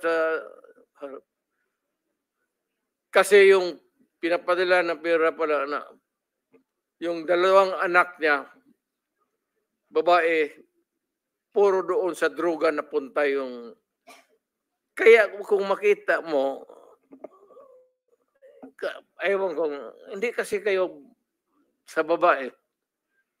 Kung ikaw ang mayor, makikita mong ganun ang sakripisyo ng tao, dugo, pati pawis. Tapos ganun lang ang mangyari sa kanya. Ako ang nakikinig sa istorya dito. Ako yung mayor. Ako ang nagsasabi, I will protect the city. Ano? Putang, pagkahipokrito ko naman. Wag na lang ako mag-mayor kung wala akong gawin. Kaya ang daw sinabi ko, stop o patayin kita. Magdiretsahan na lang ako. Total, akin lang naman to. Allow me because yun ba talaga ang totoo. Ang ganam ko, huminto kayo, papatayin ko kayo. Putang ina ninyo. Yan ang totoo. Bitawan na natin. Total, Congress or wherever. We know the sanctity of the institution of Congress. But there is always a time to let go of your... At alam yan, puro alam ng pulis yan. Yan lahat na nakaupo dyan, yan, dumaan ng Davao, yan, alam nila ang sentimento. Thank you, Mr. President. Sabi niyo na po. Can we excuse the President kung No, papahinga siya? We suspend for a few minutes.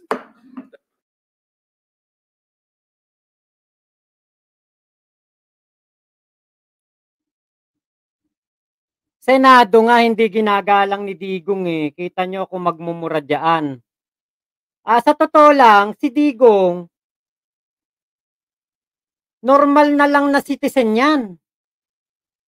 Senator Bato will now ask questions of Colonel Grijaldo. Grijaldo. Yes, thank you, Mr. Chairman. Colonel Grijaldo, isa ka sa mga pinapatawag doon sa hearing sa Quadcom. Yes, Your Honor. Well,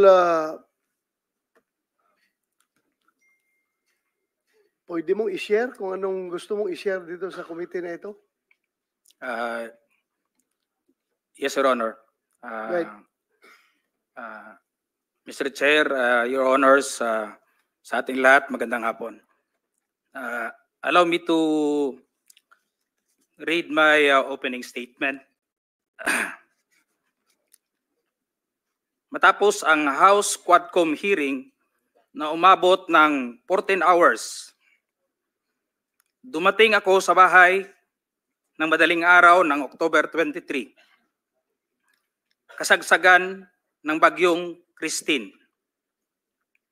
Hinihintay ako ng aking pamilya at nag-aalala at di nakatulog hanggang safety akong makauwi.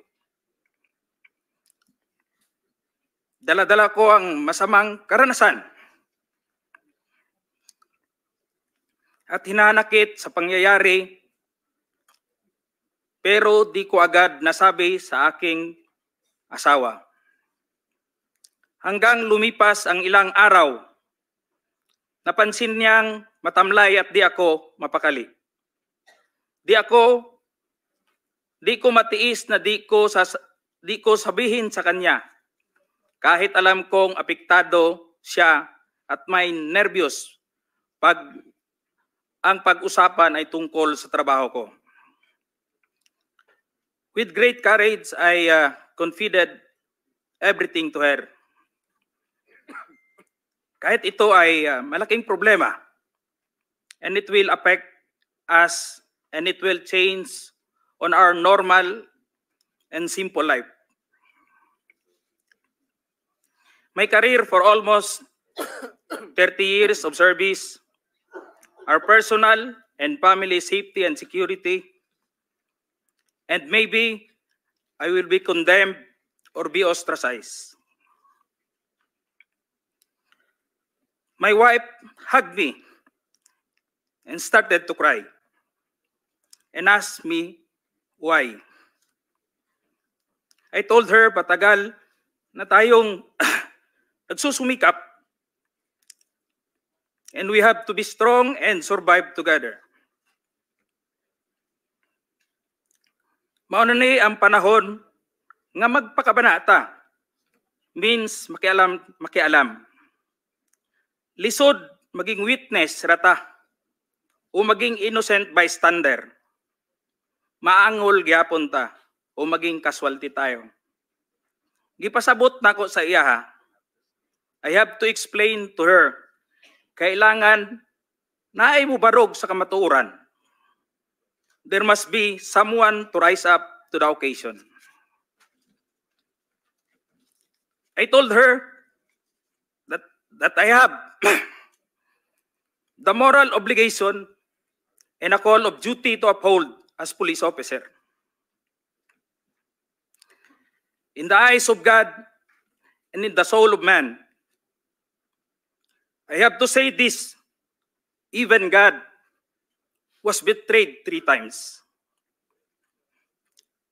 But this time, I have to say this, I don't want to betray our beloved country, our fellow Filipinos, and to God Almighty. I don't want to discredit the men and women of the Philippine National Police, the institution where I belong. I don't want to destroy my beloved alma mater, the Philippine National Police Academy, who molded me with moral values to speak for the truth that I owe, and it's time to give it back the honor and respect. Your Honor, allow me to read my affidavit. Good. Sige.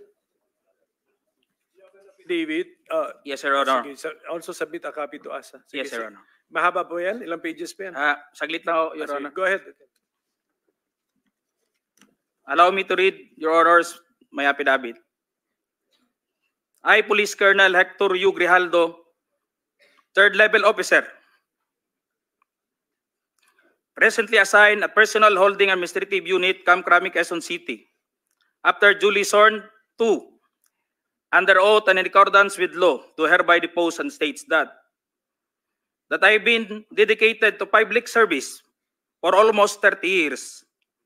And since I took my oath as cadet on June 1, 1995, on October 16, 2024, I was again invited as a resource person in the 9th Joint Public Hearing of Committees on Dangerous Drug, Public Order, Safety and Human Rights, and Public Accounts of the House of Representatives scheduled on October 22, 2024 at 9:30 a.m.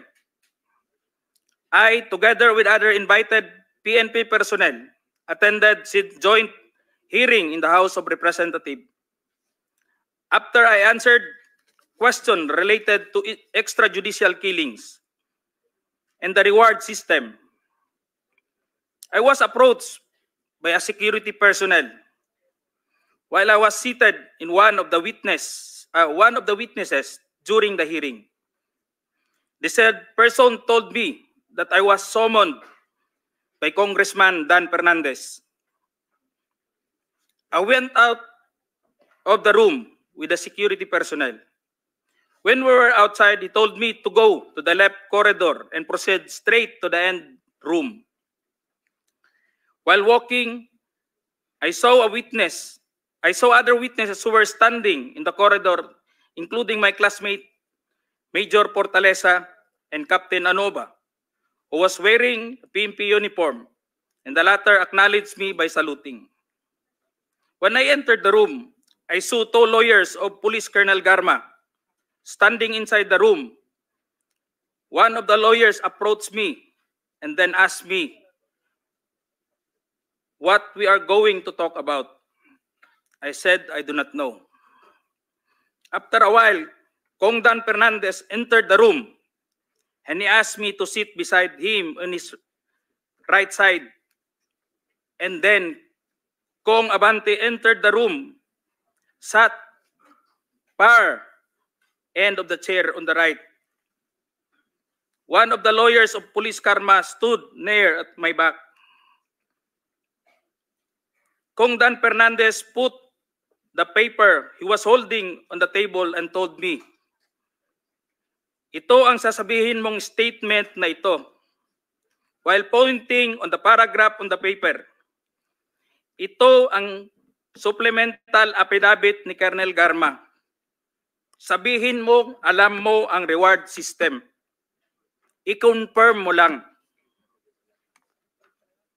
Kong Dan told me to read the said affidavit. However, I asked the copy of affidavit he was showing to me to read it.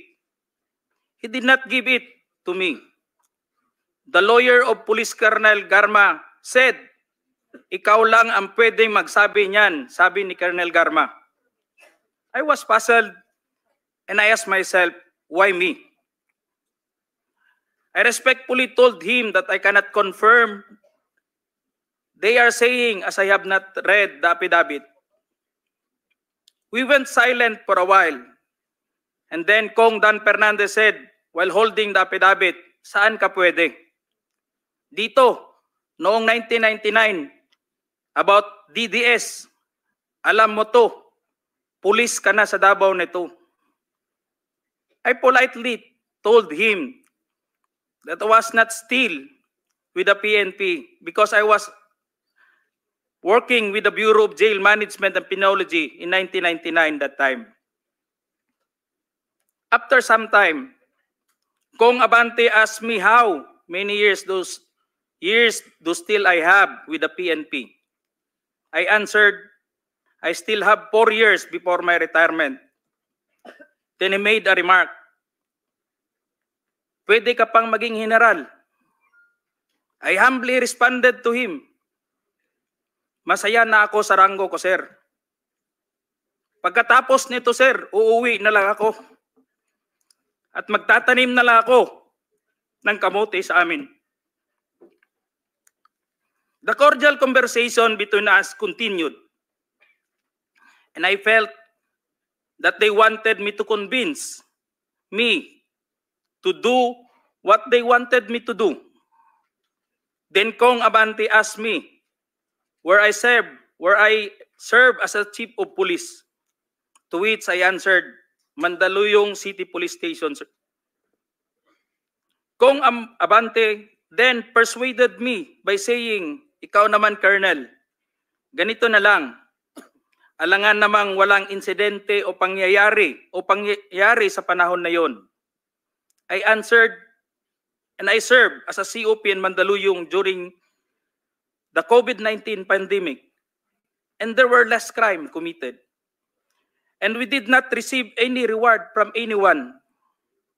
I added that we only received funds, additional MOA or support fund from the Peace and Order Fund of the LGU. I then respectfully told Kong Dan Fernandez that anybody can debunk my statement if I confirm the testimony of Colonel Garma about the DDS in 1999, since I was not a member of PNP at the time. And I have no personal knowledge as to the reward system. Additionally, I said, the work of the policeman are noble and requires great sacrifice, even without the reward or award. It is our moral obligation and a call of duty to serve our country and people. Then Kong Dan asked me, si Colonel Garma, anong masabi mo sa kanya sa Barayuga? I politely told him, I cannot comment on the case. When I respectfully answered him, mahirap yan. Kasama kami sa nag-iimbestiga at hindi ko alam kung anong kinalaman niya at may investigasyon din sa amin, baka ma-incriminate ako, sir. After the discussion, they did not give me a copy of the second affidavit of Police Colonel Garma.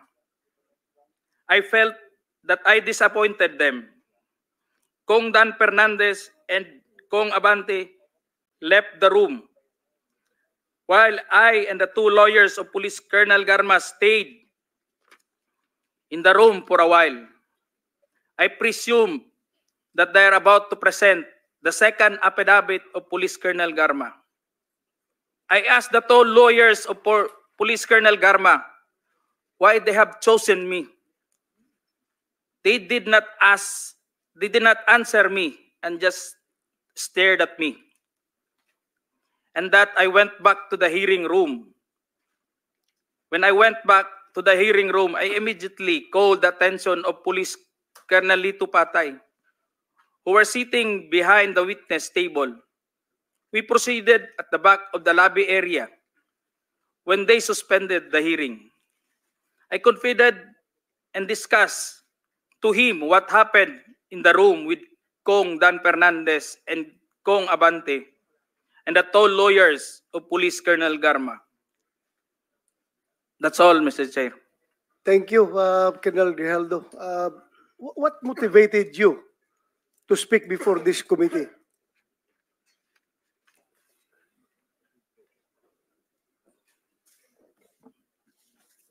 The time, Your Honor, I was insulted, and it is very offensive, and I think it is inappropriate for anyone to act like that. So meaning, you feel that you are being coached to make that statement? Yes, Your Honor.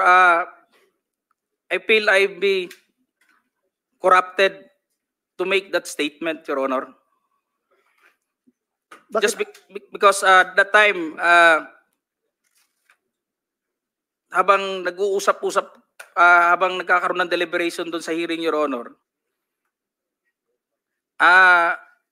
hindi ko alam kung may present nila si Colonel Garman that time, Your Honor, na mag-aano nung second supplemental, ay yung supplemental affidavit niya. So do you feel harassed? Did you feel harassed? It's an harassment and very offensive, Your Honor, and uncalled for anybody. That time, I was wearing my uniform You're wearing your as police uniform officer. and you are being told to lie. Parang Am I correct? gusto nilang magsisinungaling po ako, Your Honor. So, Colonel Grijaldo, I would like to thank you for your courage. I'm sure maraming police ngayon nanonood, and if you have observed, mabuti na nagsalita ka, dahil if you have observed the way they are treating policemen in the Quadcom, it's very hard. I feel them. I feel them. Because naging police din ako. Kapag sasabihan ka lang, answer yes or no. You can only answer yes or no. You're not allowed to explain yourself. So, para bang you are being deprived. You are being deprived of your right to explain yourself. Kaya lalong-lalo na kapag ikaw itinuturuan na itong sasabihin mo, itong paragraph sasabihin mo, o dito, pwede ka ba dito? So, that's very inappropriate and it's very irregular for a lawmaker making an investigation in aid of legislation to make that kind of approach to a resource person na parang pinipilit na itong sabihin mo, iko-coach ka, ito, pwede ka ba dito? Para lumalabas na meron talaga silang preconceived na goal na kung anong dapat lang ma-hit dito, kaya ginaguide yung magiging statement mo. Am I correct? Yes, Your Honor. So ngayon, Mr. Chairman, kung nakikinig yun ang Philippine National Police, lalong-lalo na yung liderato ng Philippine National Police, I don't know what's his reaction with the statement of Grijaldo, because Colonel Grijaldo is just, I congratulate him for being so courageous enough to speak up for the truth in behalf of all the policemen na parang winawalang hiya sa mga tao na dapat hindi magwalang hiya sa inyo. Ay, kung nakikinig yun ang CPNP, I hope this is your person, this is your man. Dapat depensahan ninyo ito. Huwag ninyo itong ilagay sa litsunan. Huwag nyo ilitsun itong tao na ito because he's standing for the PNP. Na dapat hindi ganun ang treatment ng mga resource person pagdating sa investigation. Kasi parang ang baba ng tingin sa inyo ng nag-iimbestiga sa inyo. Yun lang ang nakikita ko, masyadong mababa. That's all, Mr. Chairman. Thank you, Congratulations. And we'd like to thank you for standing up. Your time has also expired. But sige nga, the long and short of it, yung may maikling kwento, kasi hindi ko naman napanood buong Quadcom, kayo ba ay tumistigo sa Quadcom din, finally? Nagsalita rin kayo ron? Yes, sir. We were already at the... Nag-affidavit ka doon? Nagsabit ka Wala po kaming in-affidavit. We're just... so, ilang tanong lang ang sinagot mo doon? Ilang tanong? Tungkol saan? Anong topic? The last time that I was asked by Congressman Paduano, it's all about the operation sa Oron, Your Honor. Oron? Sa Oron, One particular operation? Yeah. Sa first appearance mo? Second appearance mo? Your Honor, the first appearance on September 27, it's all about about EGK that time, Your Honor. Sige, basta wala kang affidavit, so makikita No, Your na Honor. natin. Okay, so my colleagues, no, the president is getting tired. So kung meron tayong questions for the address to the former president, tanungin na lang natin. Sir, okay ka lang, sir? Sir, I'm good until 4 o'clock. Yeah, I know. So, 5 na, sir. 5 na. totoo, sir. 4 a.m. 4 a.m. He's referring to 4 Hindi ako a.m. nagpapatawa. Yes, I know that, Mr. President. Mr. Chairman, Okay, so- just to clarify, and I hope I didn't miss anything. When Colonel Grijaldo made mention about him being asked to lie and being asked to be influenced by a legislator, he is by himself, Mr. President. Can you answer the There's question? no one in the room who can Witness, sino daw naka-witness ng exchange Is na there yun? anyone, sir? At present the time, the two lawyers of Colonel Garma, they were on the right side of at the back that time, Your Honor, because it was discussed in the table on this place, and it was shown to them also. It can be seen by the two lawyers because we are only 5 in the room, Your Honor.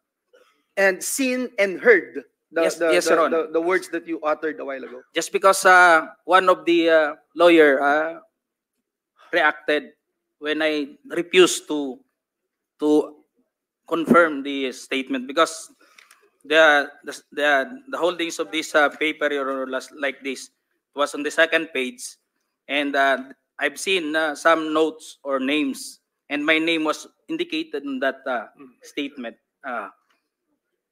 So when I rejected, or I don't want to say rejected, parang nag-explain na hindi ko kayang i-confirm yung statement na yun. And what was the Sabi niya, reaction again? The reaction of the lawyer said, Hindi na rin sila umimik, Your Honor. Kasi yun lang naman gusto nila na mag-collaborate do sa statement na pinabit ni Colonel Garma. thank you, Mr. Okay, Chair. so can we now entertain questions directed to the former president? Ano, sir? You're right. Wait a minute. Yes, Mr. sir. President raising his hand. Yes, sir. Thank you for giving me the time. I'd like to ask the Colonel, sino yung idiot na superior mo?